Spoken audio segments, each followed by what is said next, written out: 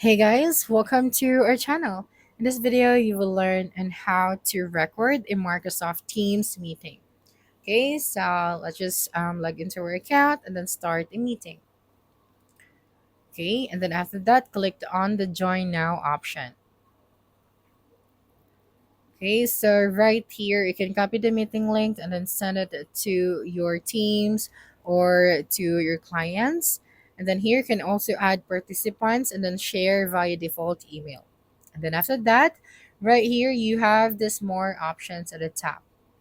So simply click on it and then you have the record and transcribe. So all we have to do here is to click on the start recording. All right, and here just have to select the correct language to ensure the accuracy of features that process the audio. So we're just going to use the English US and then click on confirm after that. Okay, so just wait for a couple of seconds, and when you see this red dot right here, it means that you are now recording this meeting. So that's it for this video. If you think this video helped you solve your concern, please subscribe, like this video, and leave your comment below. Bye.